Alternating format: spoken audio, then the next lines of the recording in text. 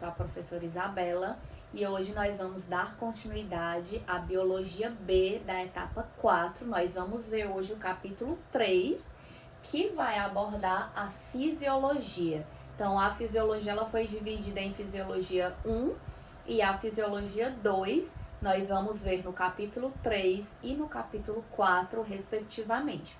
Então, o que é fisiologia vegetal?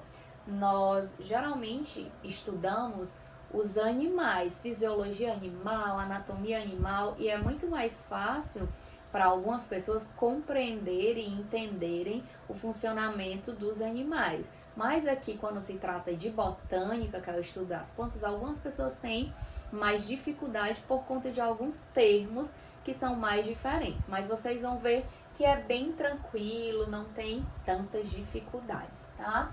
Então, a fisiologia vegetal, o que nós vamos estudar? Nós vamos estudar o funcionamento do organismo das plantas, que esse funcionamento vai incluir como que ela se alimenta, como que é o tipo de nutrição, como que ocorre a transpiração, como ocorre a floração dessas plantas, a produção dos hormônios vegetais. Essas plantas também produzem hormônios igualmente que os animais, tá?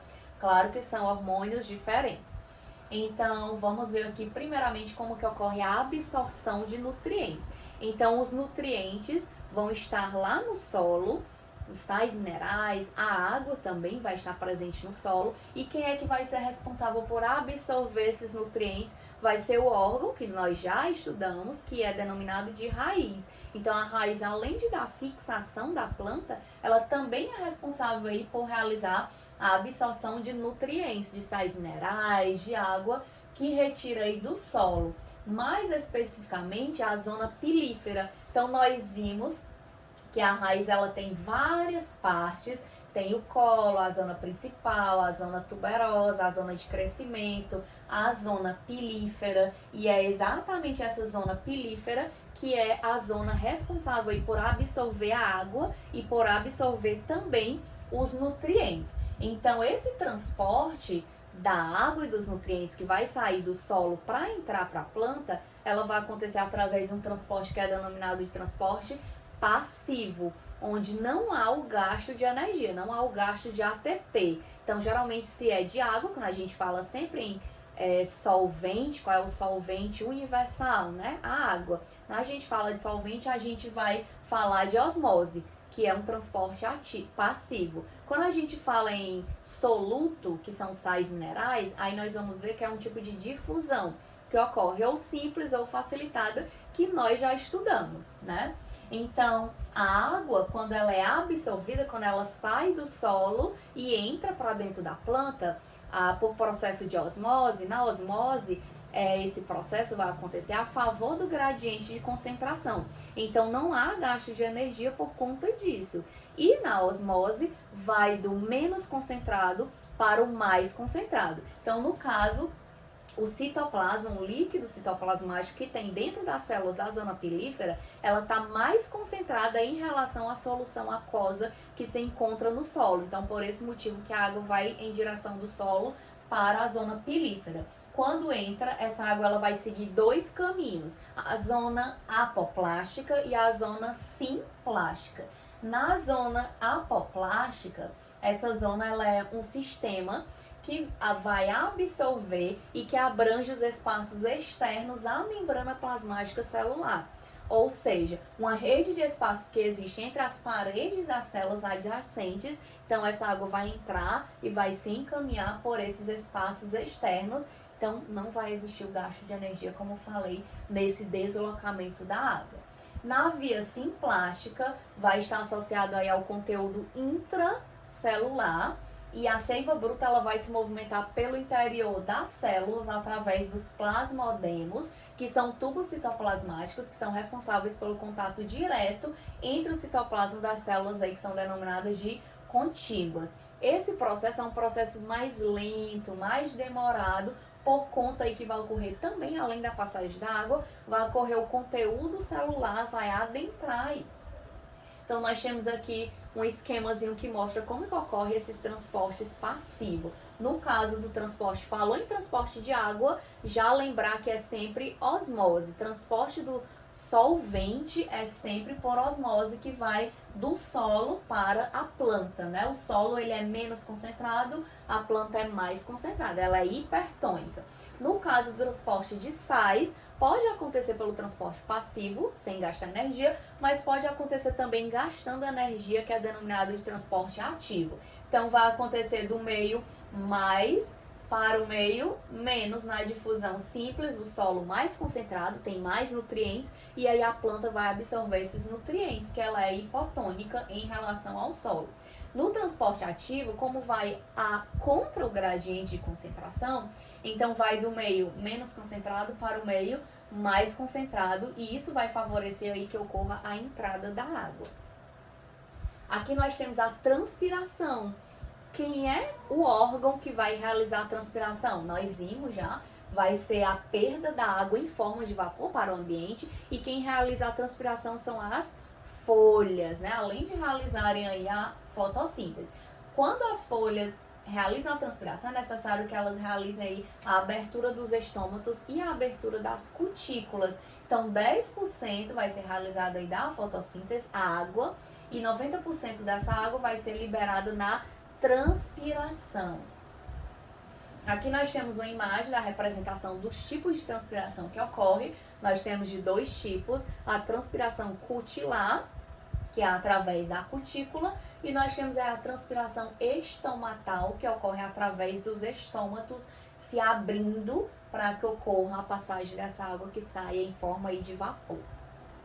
Aqui nós temos a transpiração cutilar. Na grande maioria dos vegetais, a região que é epidérmica foliar, geralmente ela vai ser revestida por uma cutícula que vai impermeabilizar a folha para evitar que ocorra a perda de água em excesso. A transpiração cutilar ela vai corresponder apenas a 10% da perda de água que ocorre através dos poros que estão presentes na cutícula.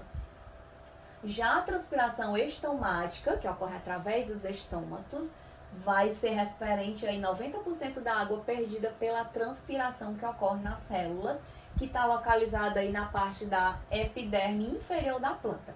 Cada estômato é formado por duas células que têm clorofila, então geralmente elas são esverdeadas, e elas são denominadas estomáticas ou células guardas, que tem uma aberturazinha que é denominada de óstiolo. Ostíolo, tá? Ostíolo é o nome.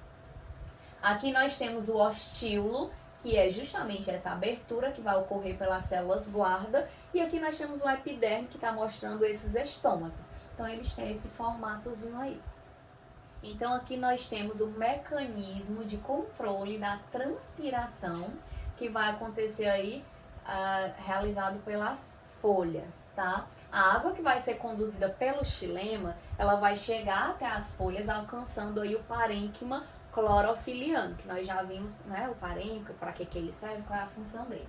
As células estomáticas, elas são clorofiladas, ou seja, elas têm a presença de clorofila, e ao realizarem a fotossíntese, ao absorver a luminosidade, elas tornam-se bem mais concentradas de glicose, obrigando-as a absorver a água, porque elas ficam mais concentradas, tá? Então a osmose vai do menos para o mais. Então, como elas ficam mais concentradas com grande quantidade de glicose, a água entra e a água passa das células vizinhas às células estomáticas, que aí vão ficar túrgidas, que é inchada, cheia de água. As paredes mais finas dessas células começam a esticar-se, repuxando a parede mais espessa do ostíolo, e a parede espessa acaba se afastando e provocando a abertura do estômato.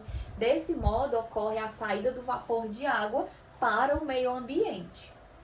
Aqui nós temos o que eu falei, o que eu expliquei para vocês, todo esse processo que vai acontecer. Então, nós temos aqui o estômato aberto, aqui o estômato fechado. Quando ele está aberto, vai ocorrer essa passagem de água. A translocação da seiva, que é outro mecanismo que ocorre aí. Então, nós temos a seiva bruta e a seiva elaborada, que é a seiva inorgânica e a seiva orgânica. No caso da seiva inorgânica, que também é conhecida como a seiva bruta, ela é caracterizada aí principalmente formada por água e por sais minerais que vão ser translocados, vão ser transportados pelo xilema. A seiva orgânica, que é aquela que foi elaborada pela planta, ela é caracterizada aí principalmente por água e açúcares, né, que são a glicose, que vai ser translocado aí pelo floema, principalmente, tá? No caso do transporte da seiva bruta, ela vai absorver por transporte ativo, a raiz ela vai ficar hipertônica, bem mais concentrada, e aí nesse caso a água vai acabar entrando nas células por osmose. Gera a pressão de raiz e empurra a seiva para cima pelos vasos lenhosos. Geralmente em árvores muito altas, essa pressão não é tão forte o suficiente para levar a água até o topo. E o fator mais importante nessa subida é a transpiração que vai ocorrer nas folhas, e isso é caracterizado como sendo a teoria da coesão e tensão, ou a teoria do Dickson, que foi formulada por esse cientista, tá? Que a gente observa uma imagem que ocorre dessa translocação, esse transporte da seiva bruta. Aqui o transporte da seiva elaborada, da seiva orgânica. A glicose que ela foi absorvida pelo transporte ativo das células companheiras dos vasos, que são denominados liberianos, passa para o interior da célula do vaso, e aí com a chegada dessa sacarose, que é o açúcar, que é o carboidrato, a pressão osmótica da célula do vaso, ela aumenta e aí acaba absorvendo a água do xilema vizinho por difusão simples. A concentração da sacarose dentro dos vasos é bem maior e então as moléculas de água vão no sentido do menos para o mais por osmose.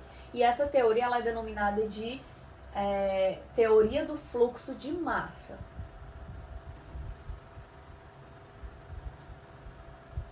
Aqui nós temos uma imagem dessa teoria do fluxo de massa, que vai ocorrer essa passagem da água do xilema para o floema, da célula companheira, que nós temos a célula do mesófilo, que vai encharcá-la de sacarose.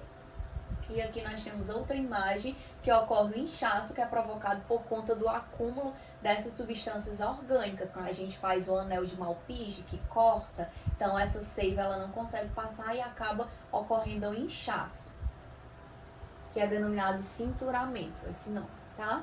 Então é isso, espero que tenham gostado e até a próxima aula.